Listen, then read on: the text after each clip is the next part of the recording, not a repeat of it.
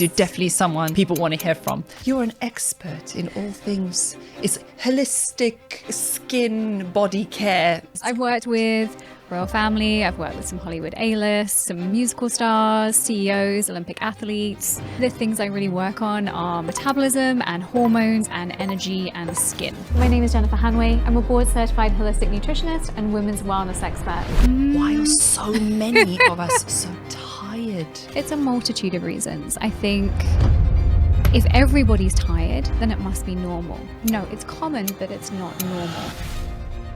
What are the biggest habits that we're doing that are draining our energy every day? I think if we can just knock one of those pillars out, if we can improve one thing, it has this wonderful knock-on effect with everything.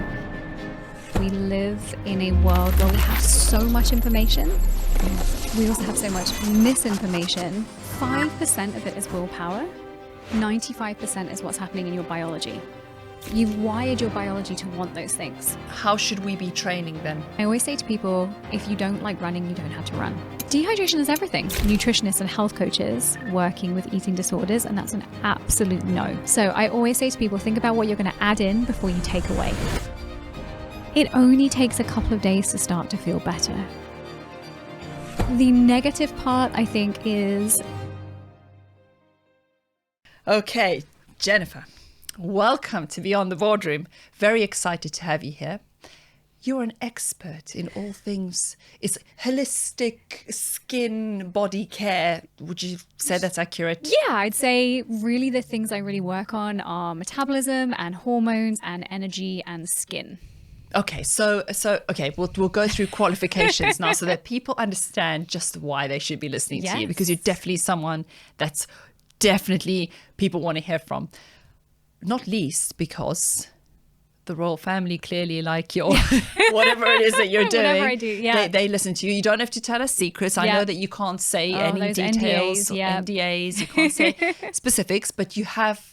It's correct to say that you have worked with the royal family and advised on the matters that we're going to be discussing today. Yes. I've worked with royal family. I've worked with some Hollywood A-list, some musical stars, CEOs, Olympic athletes, but also women like you and I. Okay, perfect. Okay, so in terms of qualifications in beauty and this holistic, can we call it holistic wellness? Yeah, holistic nutrition. Nutrition. Okay, so what qualifications do you have? Yeah, so I've been doing this since I've been in health and fitness for the last 19 years. 19 years? 19 years. That's a long So time. yes, pre-Instagram.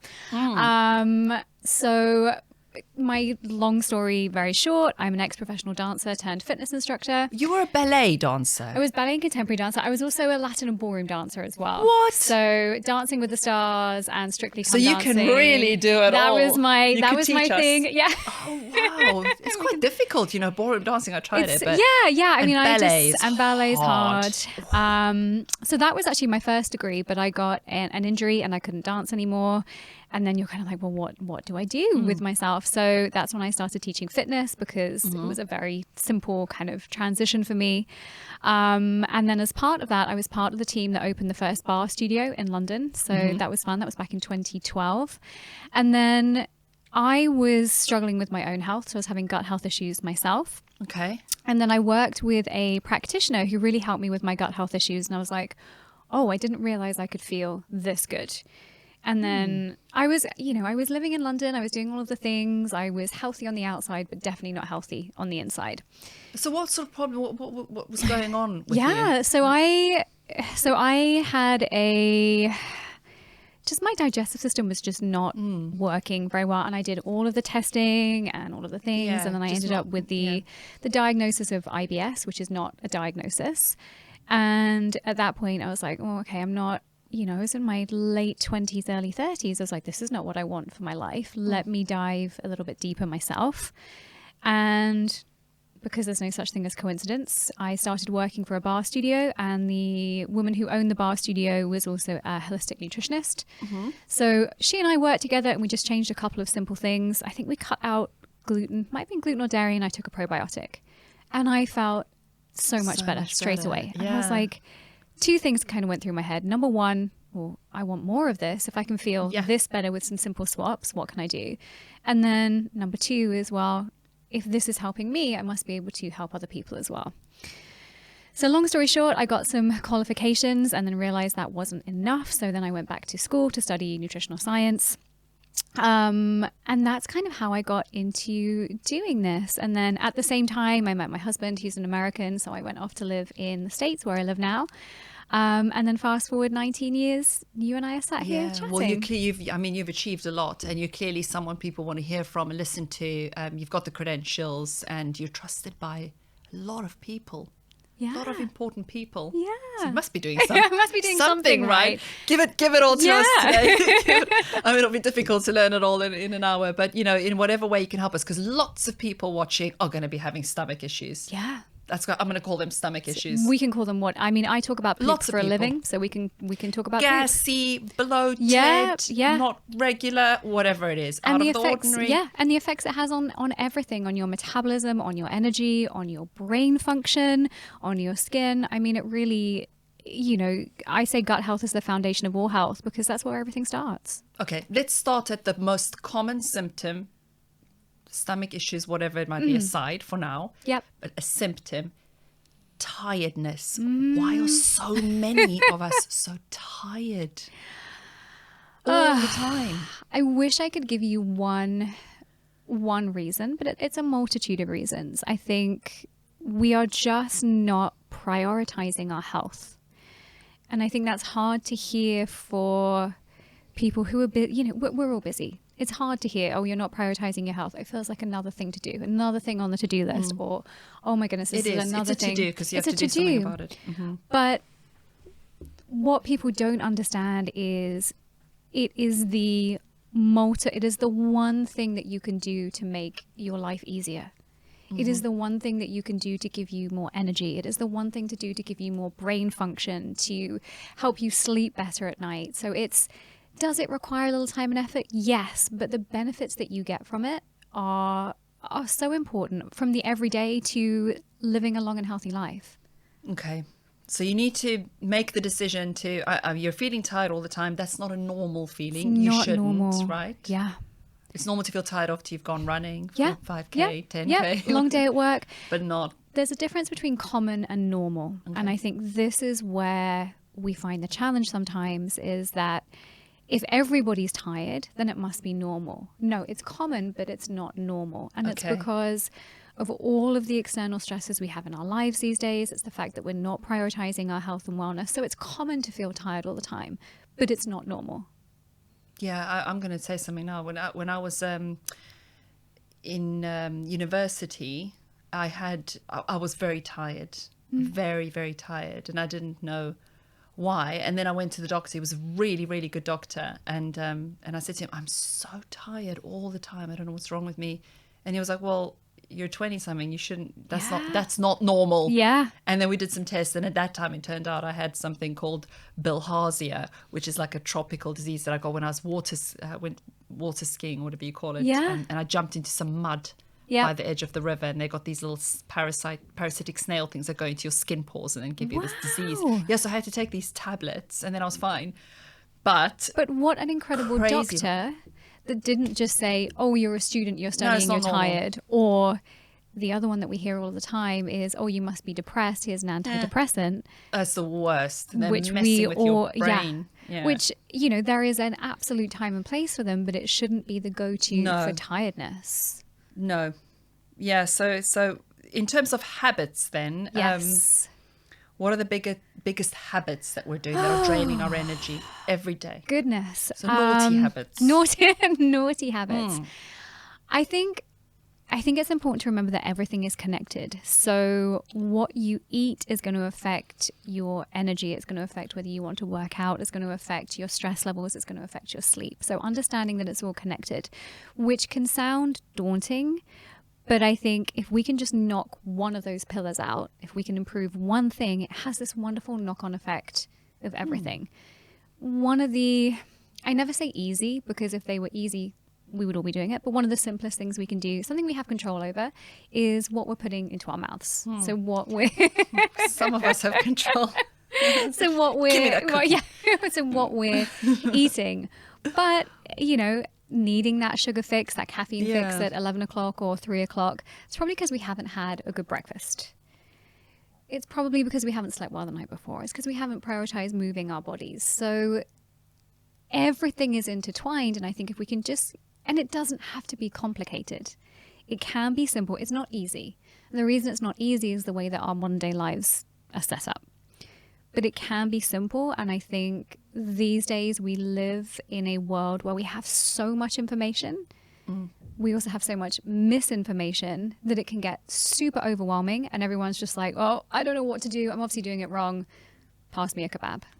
I love the way that you look at it, because you're literally saying, because people don't think about that. You eat the cookies, you keep going to that cookie jar, but it's affecting everything. The whole, that's why you're a holistic. Yeah. And I mean, wellness. I think people hear that word holistic and they think crystals and candles, and I love all of that stuff. But really, holistic just means that I'm looking at the body as one system. So what is happening in my gut is affecting my brain. What is happening in my muscles is affecting my energy and my skeletal, my skeleton. Like everything is interconnected. And I think that is something that we can grab hold of for a positive thing, because then when we make one change in one thing, it's going to affect everything else. So let's just say we get you eating well and you're having protein and veggies and healthy fats at every meal. That's going to balance out your blood sugar. But balancing out your blood sugar also helps your stress levels. When we help our stress levels, it helps us sleep. When we sleep, it balances our blood sugar. So they all are interconnected. So it can sound daunting, but I think if we can get one habit in place, it has such a great let's effect. talk about it the other way around. Yeah. You're not doing that and you're going for the cookie jar. So what happens? What happens when you eat a cookie? Let's go. We're going for the cookie jar. We're doing it we're doing it often, every day. So it's a bad habit. And most of us we're doing something. We know we shouldn't be doing it, but let's go. So I'm going to take a step back and say, why are you doing it first? It's nice. So, and I'm also going to say it's not your willpower. Okay. So my clients come to me and they say, I've got no willpower. Okay. I'm like, 5% of it is willpower. 95% is what's happening in your biology. Wow. So Okay. you don't have to keep blaming. Yeah. Well, I think it's empowering, because then you don't have to keep blaming yourself that, oh, I've got a sweet tooth. Oh, I love cookies. I love cakes. No, it's that your biology is now, you've wired your biology to want those things. Okay. So as human beings, we naturally crave sugar and sweet things and refined carbs because they give us a burst of energy. But if we're looking after our energy levels, if we're looking after our blood sugar, we don't necessarily need it. So I say to my clients, if you can eat your protein and your veggies and your healthy fats at every meal, you're putting your suit of armor on. So I can, if I've had a great day of eating, I don't know, let's say I've had my breakfast, I've had my lunch, I've had a couple of squares of dark chocolate after lunch because that's my thing. I love dark chocolate. And it's so good for you. It's really good for your skin, dark chocolate. And then someone puts a plate of cookies in front of me. Well, I've put my suit of armor on with my veggies and my protein. All of my hunger hormones are nice and balanced. My blood sugar is nice and balanced. And I can say, no, thank you, I'm not hungry. Oh, gosh, I love that. I love that suit of armor. It's just like putting it, so but if you've had a day where, let's say you've left the house and you haven't had breakfast, you grab a coffee and a croissant on the way to work, or you get a pan au chocolat, or you jump into Pret, whatever it is. And then at lunch, maybe you're grabbing a sandwich or you're grabbing a salad with no protein. Your body is going to say, I need some fuel. And of course, it's going to go for those cookies. Yeah, I was going to say, I demand the fuel. I demand the fuel. It needs now. it. Give it to me. And it's not your willpower. Okay. It's your body needing fuel. But if we can fuel ourselves properly to start with, we won't need it. And it's amazing the change that happens that's something we can see in a couple of days' time. Okay. But if you're not doing that and you're getting the sugar, then you're just getting the sugar, and then it makes you want more sugar. You are on that sugar roller coaster. So you get this lovely hit of sugar for about 5 minutes. And then you get this drop. Dumps you, yeah. And then your body goes, oh my goodness, my blood sugar is in the floor. I'm in a panic state. I need to eat some more. What's my quickest, easiest, simplest thing I can do? I'm going to eat some more sugar. And this is why we bounce between sugar and caffeine and refined carbohydrates and alcohol. Okay. So what happens to our bodies after 35? Like, why can't we maintain that nice slim frame? What's going on? What's going on after 35? Well, honestly. Okay, so good and bad news is that our metabolism doesn't actually lower. So that metabolic rate, the amount of calories that we burn at rest, it doesn't actually go down until our 60s. Oh. So good news, bad reassuring. news. Okay? What's actually happening after 35 for women is it's our hormones changing. So really between the ages of about 37 and our early 40s that's when we start to move into perimenopause. And we can go through all of the perimenopause, menopause, postmenopause times. We'll just call it menopause or the menopause transition. So it's really post 35. Most women find it in their late 30s to early 40s is our hormones change. So our main hormone changes is estrogen. So we start making less estrogen. We're also making less progesterone and less testosterone. Now, this has a huge impact on our metabolism. What it really has the impact on, though, is our muscle mass and our blood sugar balance. So for blood sugar, estrogen has this wonderful balancing effect on our blood sugar. When the more estrogen we have, or when we have healthy amounts of estrogen, premenopause, it helps to regulate our blood sugar. When we move into perimenopause, then our blood sugar balance starts to become dysregulated because we don't have estrogen. The other part is something called sarcopenia, which is the loss of our lean muscle mass. Now, this has partly to do with the effects of our lowering hormones, but it also has to do with the way that we live our lives post 35 into our 40s. I'm 45 today. Oh, yes. Happy birthday to you. You're 45. Yeah, 45 today. Don't look at it at all. Oh, yeah, congratulations. So really what we're having is these hormones and our lifestyle is meaning that we're losing our lean muscle mass. Mm-hmm. So we're not able to balance our blood sugar so much, and we're not having as much lean muscle mass. Now, lean muscle is the engine of our metabolism. It's the only thing that will speed up our metabolism. There's no tea, there's no supplement, there's no nothing that will boost our metabolism as much as lean muscle mass. So when we lose that lean muscle and we lose that blood sugar regulation, what happens is that we start to become softer. Exactly. That's exactly the word. Oh, why are our bodies so mean to us that, well, in a way they're not if you keep the muscle, but it's like you will naturally deteriorate if you don't do something about it, is what you're saying. Yes. It's horrible. This is horrible. I mean, it really is. Yes, but I would also counter that I think what happens a lot is a lot of women in their early 40s finally start to take their health seriously. Okay. Because you can't get away with what you used to get away with. Okay, but what about men? Surely this affects men. Surely. It's slightly different. So they do have, in the nicest way, men are more simple than women. So really the only hormone we're thinking about with them is testosterone. Now, testosterone is also important for women. That's really important to know as well. But for men, they experience a gradual decline in testosterone. Now, if they're not keeping their blood sugar balance healthy, if they're not managing their stress, that's going to affect their testosterone as well. Okay. So that goes down. It goes down for women as well. Okay. But for men, we're not talking about such a complicated hormonal system. For women, it's the complicated hormonal system. Okay, yeah. It's all the intertwining. It's all the intertwining. Multitude of... Why are women so complicated? But I do, my goal is for women, I typically work with women over 35, high achievers, busy families, all of the things, traveling a ton. And my clients are healthier in their early 40s or mid 40s than they've ever been in their lives. Really? It's doable. It's not easy, but it's definitely doable. So hormones are doing their thing anyway, but you're counteracting that with food and the muscle. Yes. So fighting it. You're optimizing it. Let's say optimizing. Because what we think about is all of those hormones that I mentioned: estrogen, testosterone, progesterone. But the two hormones that we have to look after are insulin, which is our hormone of blood sugar balance, and cortisol, which is our hormone of stress. Exactly. If we can get those under control, or at least manage them, be aware of them, it can really help everything that's happening post 35. Cortisol's a horrible one. We need cortisol to live. Cortisol is what woke you up this morning. Again, this is where we get this so much misinformation from. Okay. No hormone is good or bad. We need all of them. It's when they become not even imbalanced, but it's when they become dysregulated. So every hormone has a role to play, and every hormone has a role to play in your circadian rhythm, in your 24-hour period, and then for women in our menstrual cycle, so our 28 to 35-day period. So cortisol, we need cortisol. Cortisol is what wakes us up in the morning. Cortisol gives us the energy to go to the gym, to have this conversation, to do all of those wonderful things. Okay. But when cortisol is too high at the wrong times, that's when it causes issues. So it affects us mentally, physically, and it's also, if we're stressed out, this is why we can't sleep, because our cortisol's high. So it's about regulating our hormones. So if you're waking up at 2 o'clock, 3 o'clock, 4 o'clock in the morning, That is cortisol? high cortisol. Yes. Gosh. So what that means is that now it's really important to understand, and I feel like we could talk for days on this. We could talk for a very long time. We're tapping things. into. I'm not following my. You're fine. We'll go off script.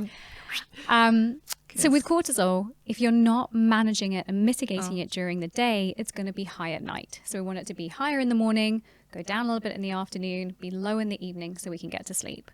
But most of us only ever think about chilling out, relaxing. You know, when we get home from work, we've done dinner, we've sorted the kids out, we've got ourselves ready for the next day. And then maybe we've got an hour before we go to bed. Yeah. And then we decide to watch Walking Dead or any of those shows. Like that. And so we're going to bed with really high cortisol. And then that's what's waking us up around that 3 a.m. point. Right. So it's what you're doing in the daytime that's affecting what you're doing in the daytime. Yeah. Gosh, so we need to try and be more chilled out then in the day, which is very difficult. It's very difficult. It's just about finding those micro moments. So let's say you and I finish this podcast. Instead of rushing off to the next one, instead of me running to check my phone, just taking a deep breath. Or exactly, just a deep breath. A couple of deep breaths in, a couple of deep breaths out. Or not being on devices all the time. Not having screens in the bedroom. Oh, that's a good one, actually. Yeah. It's that blue light is going to stop you producing melatonin, which is your sleep hormone, and keep you producing cortisol. Right.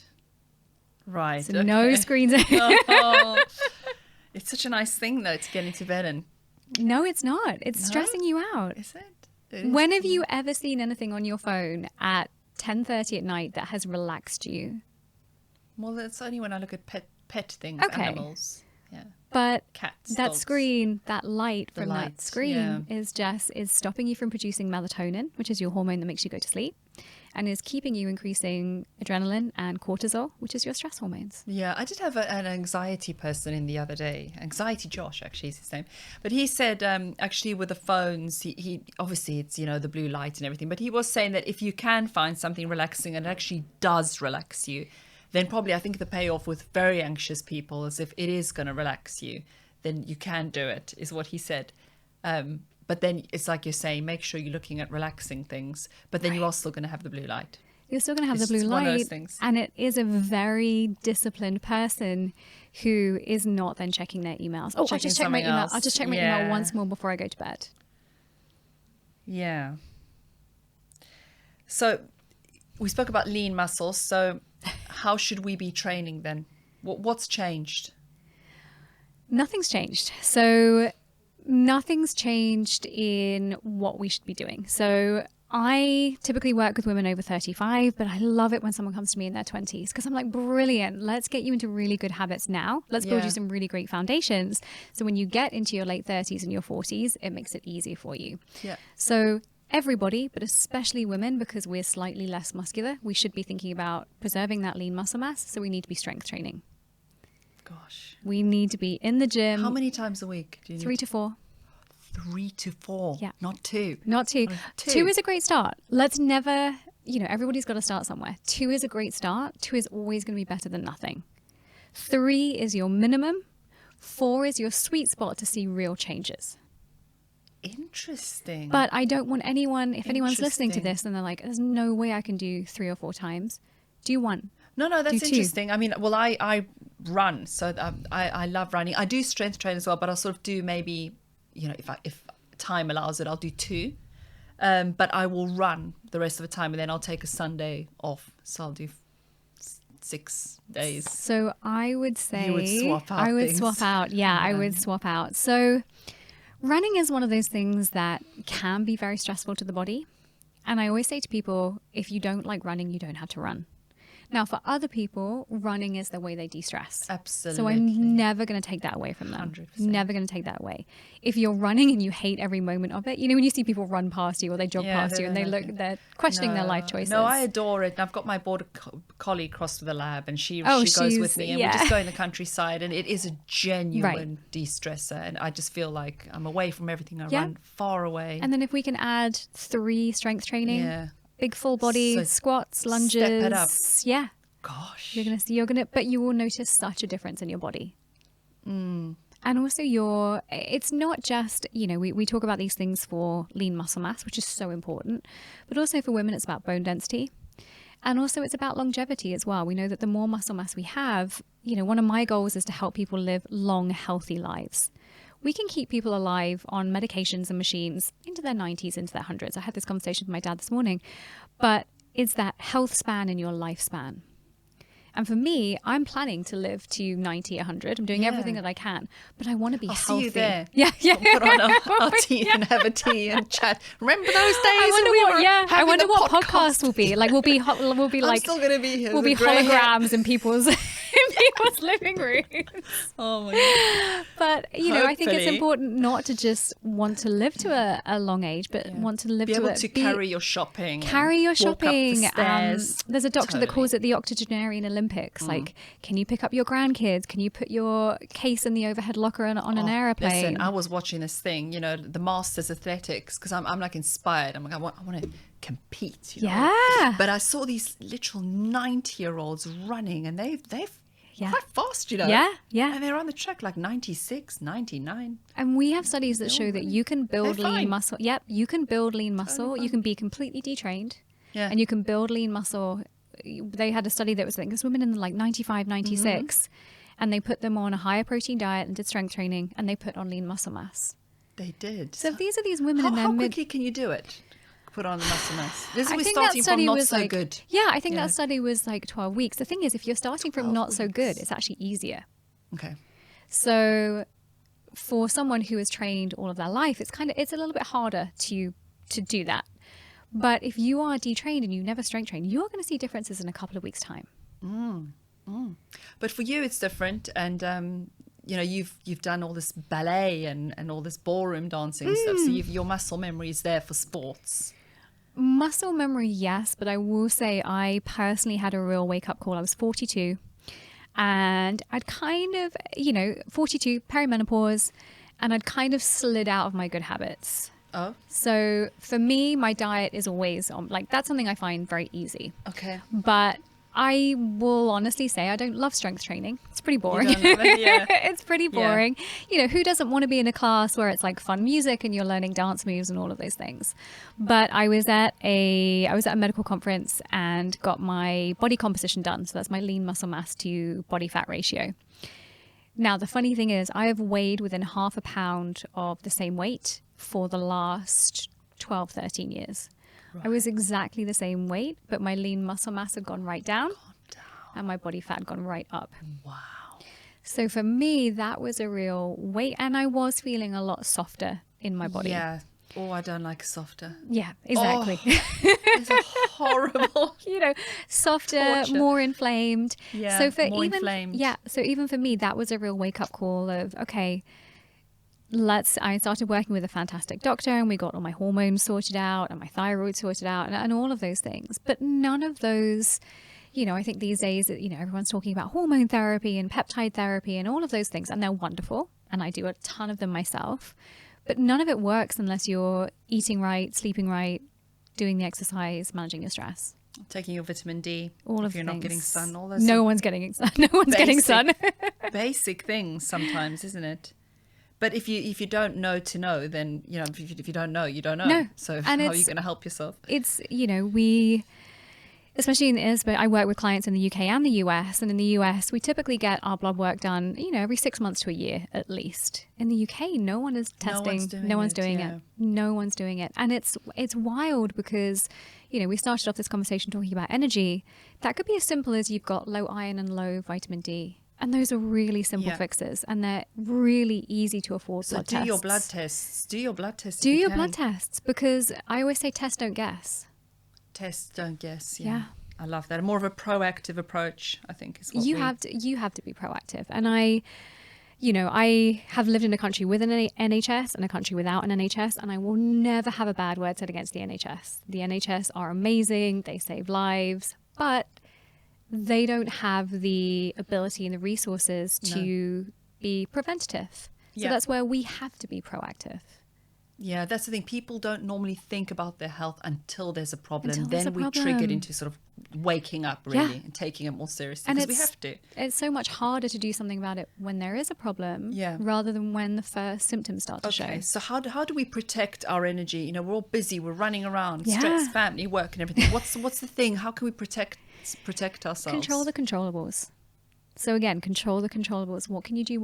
I flew from Boston to Heathrow on, when did I fly? Tuesday? Monday? How are you feeling? Tuesday. Are you Fine. okay? I always feel absolutely fine. So I always try I and take fly. it so badly, the jet lag. I always try and fly during the day. Yeah. So I try not to do a red eye, because I cannot, it doesn't matter how much melatonin I take. I cannot sleep on a plane. Yeah. I just can't do it. It's hard. But I don't eat the plane food. I hydrate the whole time. I probably peed about 10 times on a 6.5 hour flight. So I always sit in the aisle. I take my own food on the plane. I take electrolytes. I take my vitamins. You know, you can bring all kinds of foods on a plane. I even froze a Greek yogurt, and that went through security. So it was a new travel hack unlocked. you know, you just said electrolytes. This must be an American thing, because I was there recently and in Vegas, and I was having my nails done. Yeah. And the lady there, and I'd been feeling a bit faint or whatever. She's like, "Oh no, you need to be taking your electrolytes." Well, especially in Vegas. Yeah. Because it's so hot. Honestly, yeah. And they take a shot of electrolytes every day. Yeah. I take electrolytes once or twice a day. Stop. Because we don't really think about our mineral balance. No, now, we this don't. is a whole other kind of, I mean, if we could go off on so many tangents, but if we're eating a generally okay diet, and most of us take a multivitamin, we're pretty okay for vitamins, sometimes vitamin D, but that's hard to get in the diet, so that's a supplement. Vegans and vegetarians need to look after B12 and iron, but most of the time we have enough vitamins in our diet, you know, if we're eating a good amount of great quality protein and fruits and veggies. But we don't really think about our mineral intake. No, we so don't. minerals, we don't need a ton of them, but we do need them. Now, especially something like magnesium, we use magnesium for over 300 processes in the body. And the more stressed we get, the more magnesium we get. So if you can find a great electrolyte with some magnesium, with some sodium, with any of the other kind of trace minerals, potassium, it can make a huge difference. And what it's doing, it's actually keeping the water in our cells rather than drinking it and peeing it out. Yeah, because that's the thing she was saying. Oh, you can't just have normal water, because that doesn't have all these minerals. So you need to have these electrolytes or some sort of advanced mineral water. Yeah, especially if to we're make sure not you're properly hydrating. I mean, we're probably all these days, thank goodness, filtering our water or drinking bottled water. Now, you do filter out some of the minerals in that. So putting them back in with put them back in with an electrolyte. Yeah, we don't think about that. There should be more information actually about this whole electrolyte thing. Now, in Vegas, it was a particular situation because it was excessively hot, So hot. and the traveling and everything. And I just was like, it's one of the overwhelmed most stressful places in the it's world so as well. stressful. And I just felt overwhelmed, and I felt like I was going to faint. Yeah. And I probably was going to faint. I found one healthy restaurant but last time I was in Vegas. Did you? Yeah. One healthy restaurant. There's a lot of Vegas is not the place for me. Yeah. No. You kind of need the nice hotels are a thing there. You need to escape into a nice hotel if you go there. You do, Highly but then you recommend never it. see daylight because it's so hot out there. Yeah, it's hot. Yeah. That's the thing. And people sit around those pools and then they dehydrate. They're drinking water, but that's not enough. Are they drinking water? Are they drinking a cocktail? Oh, a cocktail. Yeah, okay. It wasn't me, I swear. I just drinking believe water, but yeah. Okay, so in terms of energizing, so we spoke about electrolytes, but in terms of energizing, coffee, yay or nay? I love coffee. I will never take someone's coffee. I love coffee. I love the taste of coffee. Now, I'm British, so I was a tea drinker until I met my American husband. I love tea too. I'm these days more of a coffee person, but I do love my coffee. Now, that's usually the two things I get asked about is, do I have to give up coffee? 99% of the time it's no, but let's make your coffee healthy. The other one I always get asked about is cheese. Usually that's a yes, but we'll do something healthy with the cheese as well, but coffee. Yeah. So the only people that shouldn't be having coffee is if you're having extreme thyroid issues or if you're having adrenal fatigue. Because what coffee does, coffee has caffeine, it's a stimulant, it can tax our energy systems in the body. But for most people, we just have to be careful with coffee, and we can actually make it a health food. So probably the same in the UK, but in the US, coffee is most people's main form of antioxidants. So antioxidants, type of vitamin and mineral, we need them for everything, for energy production, for fighting free radical damage, the whole thing. Okay. Before you continue, can I ask? So when you're having like your Nescafe and you're putting that in, is that okay? You're going, So we're not going to do Nescafe. Okay. Come on, you're better than Nescafe. I always say to people, it's easy. No, it's funny. My dad drinks instant coffee, and I come home and I travel with my coffee. It's instant. It's there, but it's not good for you. If we're going to do coffee, let's make it good for you. Let's make it a real source of antioxidants, and those antioxidants are wonderful for your immune system, for your skin, for your hair, for your energy. So if we're doing coffee, we want to do organic coffee. Organic, okay. Yeah, organic coffee, and then really looking at something that if we can get it organic, ideally low acid. That's a hard one to get. I can't think of the brands off the top of my head here, but organic, low acid. Obviously, we don't want to be adding sweetener. And then in terms of the milk part, filtered, like does it have to be one of those freshly grounded things? A French press, or I mean we have a Mr. Coffee machine where I am that makes the coffee for you in the mornings. But yeah, ideally a French press or a pour over, something like that. It's just, again, thinking about, it comes under processed foods.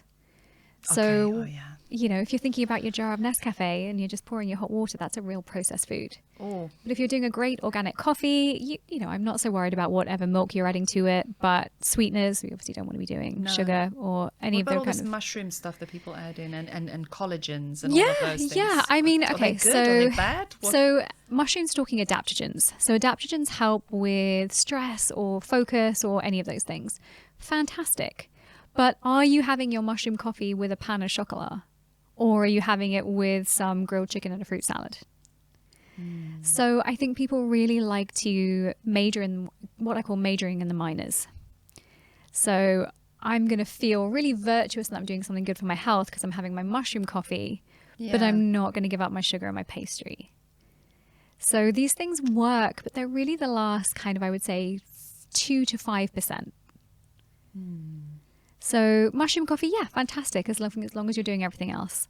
Collagen, I'm a huge fan of collagen. Most collagens I wouldn't heat. So if you're having collagen, put that into your smoothie or something like that. Don't put it into your coffee. Okay, we're getting very advanced. We're getting into the nitty gritty. I love it. Advanced here, but we've decided on the basic things for most people watching, probably having a Nescafe. Yeah. Me included. I mean, we do occasionally have the filter, but I can't be bothered. I've got no time. And it's like, done. I know. Don't. No Nescafe. We have to think about short-term versus long-term gains. Okay. And here's the thing. If you are doing everything else 80 to 90% right, and you're like, I'm not going to give up my Nescafe, fine. I always ask my clients, I'm like, what are your non-negotiables? Because for everybody, that's maybe 10% of what they're doing. If we're doing the other 80 to 90% right, have your Nescafe, have your one glass of wine a week, have your pizza night with your family. It's not about that 10%. It's about the other 90% that you're doing all of the time. I actually would be able to adapt because probably the non-negotiable is not having a coffee because the concept of not having a coffee. The concept is just life's not worth living. It's not right, is it? There's nothing more disappointing than if you come downstairs, you're trying to make a coffee and there's no milk or something, God forbid. So here's the thing. So I travel with coffee and a hot water heater and a filter. That's how, Stop it. Because I love my coffee it's my grounding ritual in the morning. So I get up, I make my coffee. Beautiful coffee. I'm not dealing with hotel coffee room makers. I make my coffee, I read my book, I start my day. Gosh. Makes me want to step into your life. Live your life. Come on in. Organized, beautiful life.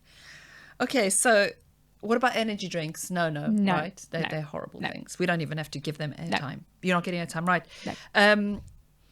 How does dehydration affect your focus and your cravings and your metabolism? Dehydration is everything. So our cells need so much water to be able to function properly. So, if you're tired, drink some water. If you're hungry, drink some water. If you've got stomachache, drink some water. There's nothing really that, it's very hard to be overhydrated. So I think for most people, we're not drinking water enough. And then people say to me, well, then don't you need to pee all the time? I'm like, well, that's kind of the point. Oh, right. You know, we So you think about cleanse. Yeah, we think about detox teas and juice cleansers and all of these things. Well, our bodies naturally detoxify anyway. If they didn't, we would be dead.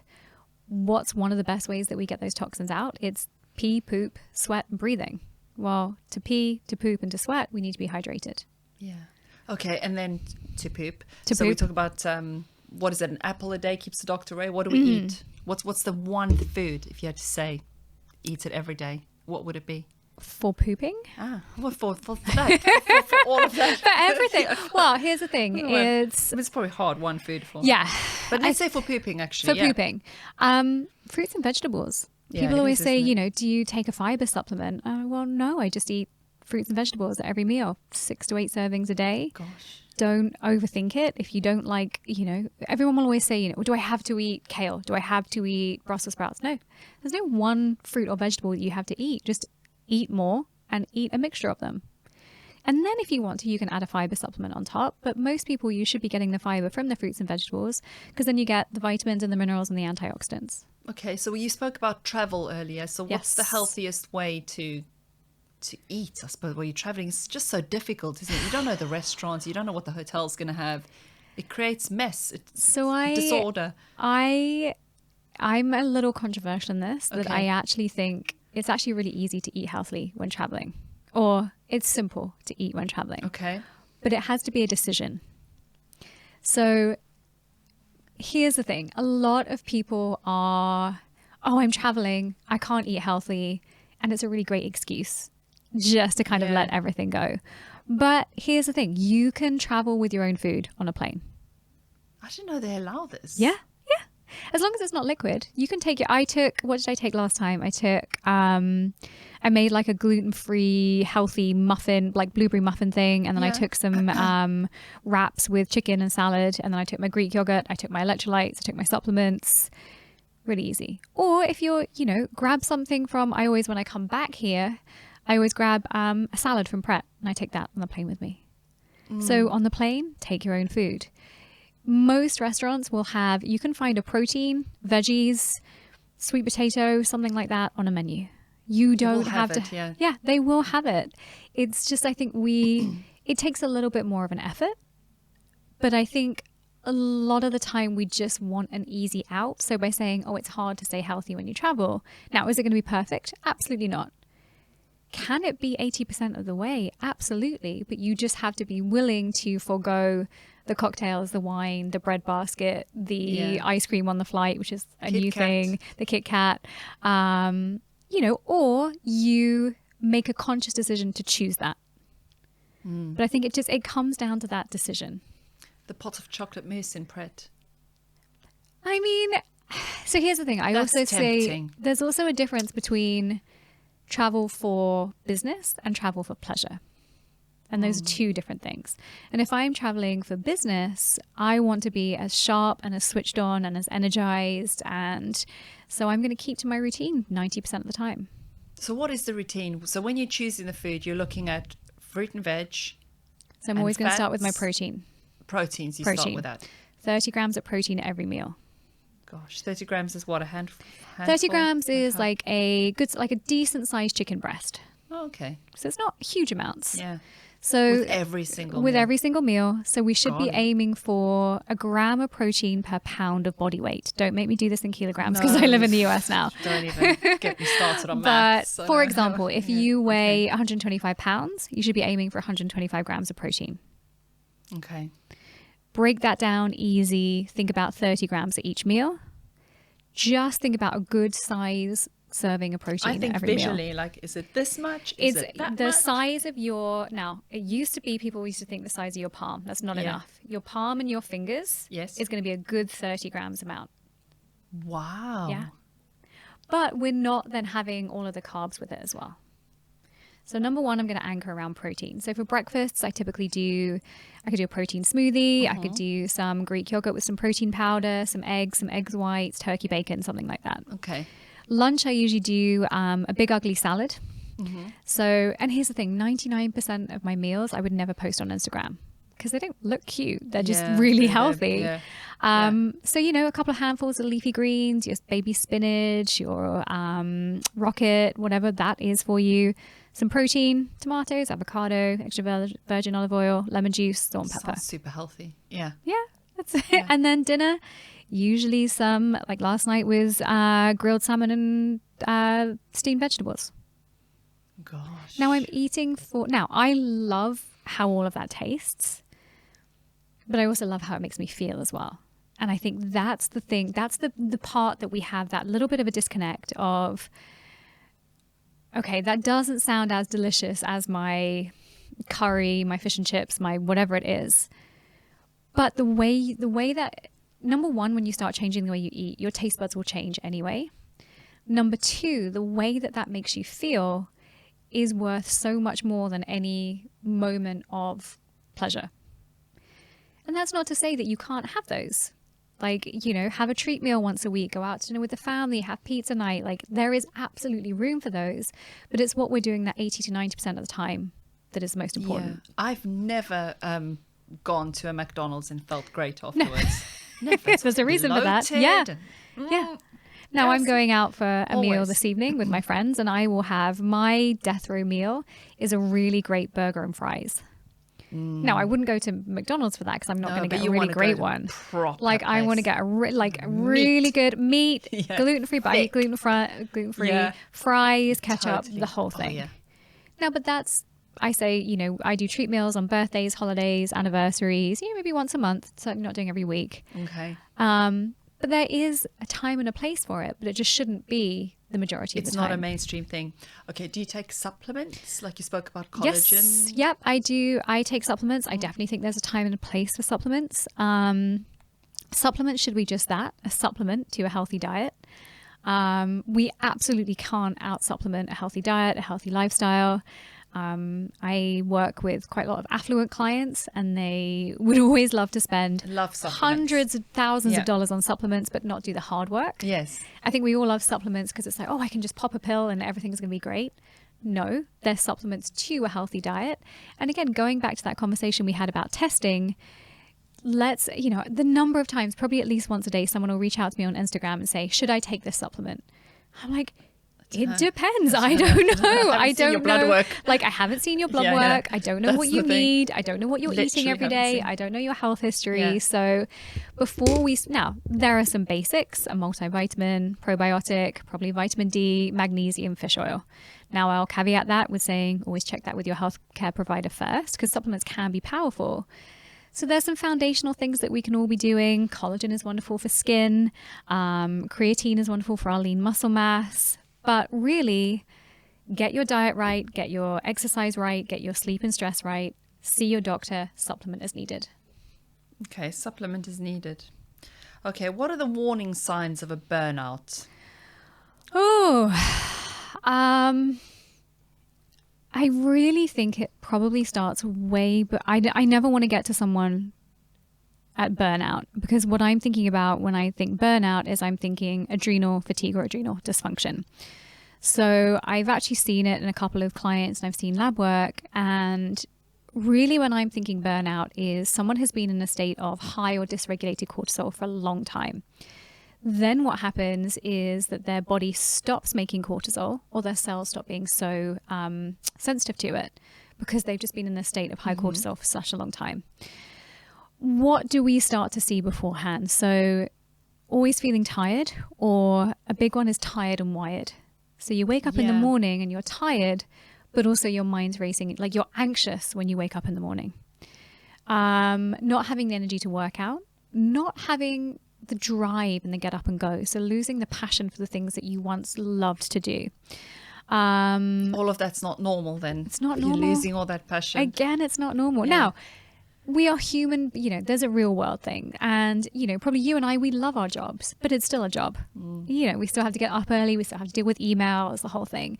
But if you lose that, if there's nothing in there that you feel excited about, that can be a sign of burnout.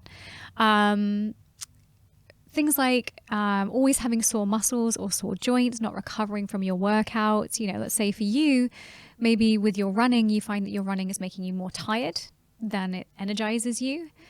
Or frequent colds, frequent infections, it can be across the board. Yeah.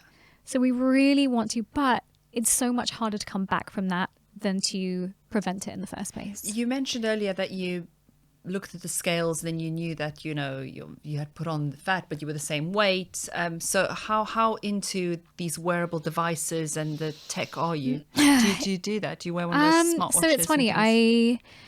So this was looking at my body composition. So I think that's a really great metric for people to look at is not how much do I weigh, but how much lean muscle mass to body fat ratio do I have? So you need an advanced scale for that. One of those good. You can get those from, you can get them from Boots or Superdrug or anything. Now, they're never going to be clinically accurate. This is really important.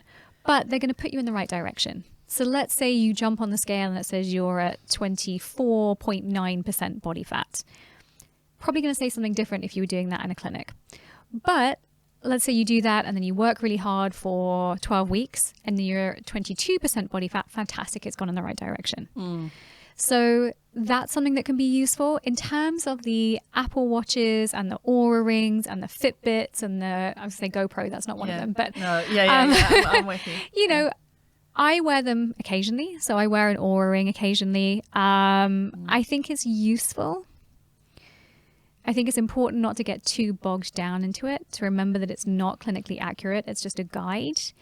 And I only think any kind of, and also CGM, so the blood glucose monitors. Oh yeah, those things, yeah. I wear one of those occasionally. They're only useful if they create behavior change. Yeah. I've never used one of those, but I think I might do that. If they create behavior change, if they trigger you into something, fantastic, or they create a positive change, fantastic. Yeah. If all you're doing is looking at the data but not making any changes, it's not worth it. But if it's something that, if you need that reminder every time you reach for a coffee or a cake or a sandwich or a pizza, and you get that little reminder and that creates a healthier behavior change, fantastic. Yeah, I love statistics. I love facts. Yeah. And yes, the scale might not be completely accurate. It tempts me to go into one of those little scientific studios and get a raw measure. But I do believe in statistics, and I information is power in my world. Yeah. I just feel like it can help. I do that with my clients. I look at statistics, and it helps form pathways. And something like a CGM or any of those things, they're real-time data as well. So you're literally, I'll never forget, it was a few years ago and I was wearing a CGM. And what a CGM for listeners is, it's a device that goes into, it's got a tiny little filament and it goes into your skin. So it's constantly, little patch like that. It's a little thing that kind of you go, it's almost like a stapler, like a staple gun. And so it doesn't hurt. So there's a tiny filament that goes into your blood and measures your blood sugar at any moment. And it's constantly sending data back to your phone. So what can happen, I will never forget, we went out for, it was my friend's bachelorette party, and we were in North London and we went for pizza and wine. Oh. And and I eat gluten-free, so gluten-free pizzas are naturally more high in carbohydrates, refined carbs than normal pizzas. And so I knew it was going to happen, but I mean, we literally were all waiting for this thing to go off. So I have my piece of pizza, I have my glass of wine. Now I was having a salad with it as well, but it was treat night. It was my friend's, fair enough. Hen do is what we call them here. And my blood sugar probably went from like the 80s to like the 300s or something. And it was like, so scary. it was, I mean, we knew what was happening. But I think if you are a data person and you need real-time feedback, it can be really useful. You saw that happening in real time. And we knew it was going to happen. Imagine if you were doing that every day. Every day. Right. So if you're someone diabetes, basically. Exactly. Well, yeah, it's that blood sugar dysregulation, then we move to metabolic dysfunction, then we move to type 2 diabetes, which can be reversed, but let's prevent it first of all. Gosh, that's powerful. I definitely want to try one of those things. So some people have a bit of a strange relationship with food, don't they? With dieting, and they do the fasting and everything. How can they rebuild a healthier approach to just all of this stuff? Yeah, I think if it's a real, there's a mental health piece of the puzzle, which is you absolutely, work with a mental health professional. I think that's also something I see in my industry that can be a little bit scary, is nutritionists and health coaches working with eating disorders. And that's an absolute no. So if it is disordered eating, that is, you work with a licensed mental health professional, full stop. But there is another side of it, which is something different, which is, again, this misinformation. So I think it's number one, it's misinformation. And it's number two, it's wanting a quick fix. So fasting is something people love to grab hold of because it's like, oh, I can eat whatever I want as long as I'm only eating, twice a day or once a day. Within the window. Within the window. I can eat whatever I want. No, that is not how it works. Number one, everything that we do should be about the quality of our food. So food is information for the body. Food tells our hormones what to do. So number one, it's about food quality. Number two is about food timing. Now, for men, intermittent fasting can be a better tool in a toolbox for them because they don't have the complicated hormonal interplay. For women, our bodies go through enough stress with our hormones anyway, especially perimenopause, lowering of estrogen, progesterone also help our stress levels. For women, intermittent fasting in perimenopause is the worst thing that you can do. Eat 3 to 4 times a day, 3 to 4 hours in between meals, 12 hours overnight. That's all you need to do.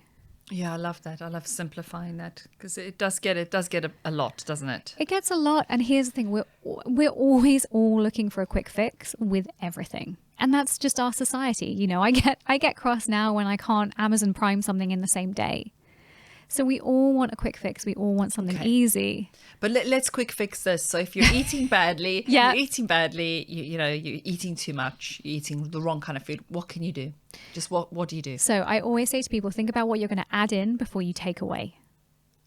So don't think about the things you can't have, because number one, what that's going to do is that's going to set you up for a deprivation mindset. We all know. I mean, I'm 45. I've been through the dieting years of the 80s, the 90s, the noughties. The second that you're told you can't have something, what do you want?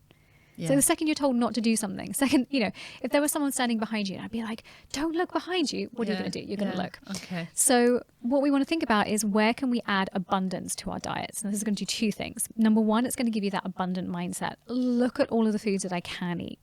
Number two, it's going to balance out that blood sugar. So again, that comes back to that point of it's not about willpower, it's about blood sugar.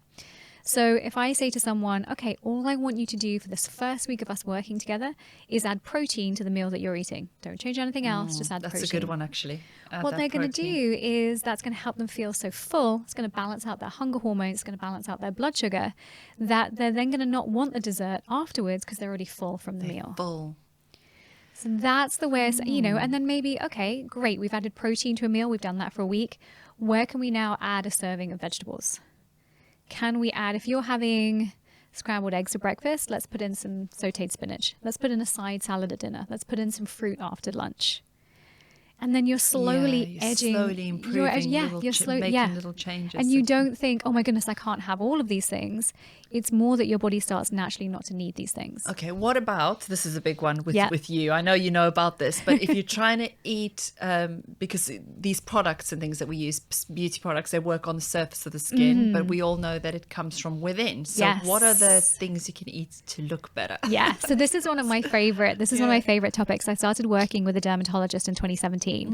And at the time, talking about beauty nutrition and skin supplements and collagen just wasn't a thing. Now, fast forward to 2025, everybody's talking about it. And this is what I work. Everyone's talking about it.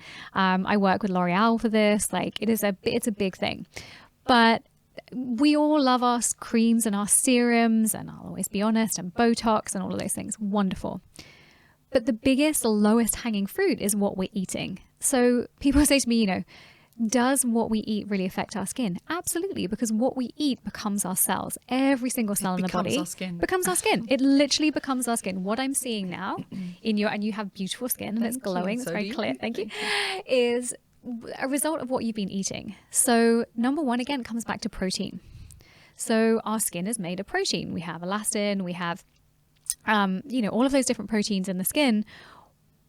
If we're not eating enough protein, we're not going to be able to repair our skin cells. So number one is protein. Number two, yes, we can do a collagen supplement. Fantastic. But don't do a collagen supplement if you're not eating enough protein. Number one, get that protein in because it's so important. People are like, oh, protein for skin. I thought protein was for muscles. Protein's for everything in the body. So protein is for our hormones, for our neurotransmitters, but also for our skin as well. So if you're seeing those signs of, if you're seeing signs of aging in the mirror, you're seeing that slight sagging, you're seeing those fine lines and wrinkles, up the protein in your diet. Now, with protein is... I like that. Yeah. Collagen is a type of protein. So yeah, adding a collagen supplement can be really beneficial. Make sure you're doing it every day. Healthy fats. So if people are having a low-fat diet, you can really see that in the skin. They lose that glow. They lose that plumpness. So avocado oil, extra virgin olive oil, avocados, nuts and seeds. Full whole milk and butter. Yeah. Sorry, that's Yeah, just me. no, I mean, but butter has something Yeah. called, butter has conjugated linoleic acid in it, which is fantastic for our skin. And then I think we hear a lot about vitamins and minerals, but you heard it here first. Polyphenols are going to be the new buzzword. Okay, tell us about them. So polyphenols are specific types of plant compounds, and you find them in, if you think about our brightly colored fruits and veg, so things like berries, things like red cabbage, but they're also in extra virgin olive oil. They give that that kind of green taste, green color, and that spicy taste. Dark chocolate, coffee, all packed full of polyphenols. Now, polyphenols are wonderful because they help feed our gut bacteria, but they also really help free radical damage in the skin. So antioxidants and polyphenols, they're that next extra level. So you've got your protein in, you're doing your healthy fats, you're not having your sugars or your alcohols or things because you've got that all nice and balanced. Then think about, where can I add polyphenols to my day? And my two favorite sources of polyphenols are great quality coffee and organic dark chocolate. Yeah, good like things, that. right? Oh, those are good. And berries. And all the berries. They sound really good as well. Gosh, it doesn't sound that difficult, does it? It's really quite... It's quite tasty. It can be quite exactly. And you think about, you can think about a day, maybe you're having like a really nice, berry smoothie in the morning, and then lunch maybe you're having chicken salad with avocado and a bunch of veggies. I always have I have a herbal tea and a dark chocolate, 2 squares of dark chocolate after lunch. And then dinner, maybe, salmon and veggies on that big baking sheet. It doesn't have to be complicated. The dark chocolate contains magnesium, doesn't it, as yes, well? Yeah, so great for stress levels. Yeah. Dark chocolate is a soup for your nervous system, for your stress, for your bones, for your nerves. In my opinion, dark chocolate is definitely a superfood. It does sound like you sort of feel sorry for your body in a way if it's really not getting these things, and it's got no way to manage its nervous system and no way to build its muscle and give you the hair you want. And then and give you that energy. You feel sorry for the body. You think, in a way, we're abusing ourselves by being mean and eating this rubbish that we eat. Absolutely are. But it doesn't have to be, as we sit here and describe these foods, it doesn't have to be about deprivation. One of my favorite things is, Sounds the opposite. It's the opposite. It's literally the beautiful nourishment. Exactly. It's all about thinking about, how do I nourish my cells? How do I give my cells the best? It's just the same as the type of petrol that we put in our car. If we give ourselves that, and I think the other part is, it only takes a couple of days to start to feel better. And when you do feel better, and when you feel better on a consistent basis, it's pretty amazing. And I do wish people could feel that straight away, because people say to me, how are you so disciplined? I'm like, well, I'm not really disciplined. I just know how I feel when I don't eat this way or I don't live this way. You've chosen to, it serves you. Okay, so to finish off, we're going to do two things, really. 2 questions. On the one hand, the question is going to be a negative one, and on the other one is positive. So what would you say, for the negative one, is the biggest misconception and fake news, whatever you want to call it, out there about all this health stuff there? And then also, to counteract that, on the positive side, what can we take away from this conversation? If you could give someone one thing to take away, just one, and do it, what would that be? Okay, so the negative part, I think, is how I think it's wonderful in society that we're talking more about perimenopause and menopause. But I think all we hear right now is doom and gloom. So when we open up our apps, when we hear Davina McCall, God bless her, all of the things, all we hear about is how awful menopause is, how you're going to gain weight, you're going to get hot flat, all of the things. Now, that's not taking away from anyone's experience whatsoever. But when we talk about something negatively, it gets more clicks, more engagement. And yes, menopause is going to be, or the menopause transition can be challenging, but there's so much that we can do to mitigate those challenges, and it doesn't have to be a heavy lift or complicated. So I'd say that's probably my negative. And on the positive side, I mean, if you're not bleeding anymore and losing all that iron, then you've got some more iron for your own energy. There must be, So I work with Johnson & Johnson, and I work on their menopause health platform, and we did a 2-day conference, and I spent it with 60 or 70 women, all of who had been through menopause. Mm-hmm. And the overarching thing was, it's really not as bad as anyone makes out. Now, again, not to take away from anyone who's having a bad experience with menopause, but just for women to understand that there is a spectrum of experience and there are things that we can do to help manage the symptoms. And it's also natural, and it's part natural. Of life, and it's part of our evolution. So we shouldn't be in a lot of cultures negative. I think it's Japan. They call it the second spring. So in a lot of cultures, it's celebrated. It's the second spring. It's that next evolution. You know, and I'm 45, and I feel like I'm only just getting started. Yeah. So I'm with you. Yeah, I'm with you. And that was positive. That was positive as well. Yeah. But one takeaway for our viewers. It only takes a couple of days to start to feel better. And it just starts with that decision of looking after yourself. And you don't have to, it's not going to be something that you are going to punish yourself through or feel like you're making huge sacrifices and it's going to feel awful for weeks. Couple of days of prioritizing your protein, eating your veggies, drinking your water, getting some sleep, you start to feel better after a couple of days. It's been fabulous having you on. Thank you so much for filling us with here. your wisdom. And like I said, I want to go into your organic, healthy, organized life and just live like that. Because I can just imagine you with your lovely coffee and everything's, clean and tidy and awesome in your world. But yeah, it's been amazing. And no wonder the royals and everyone else is listening to you because you're very wise. Well, thank you so much for having me. Thank you. Thanks for coming on.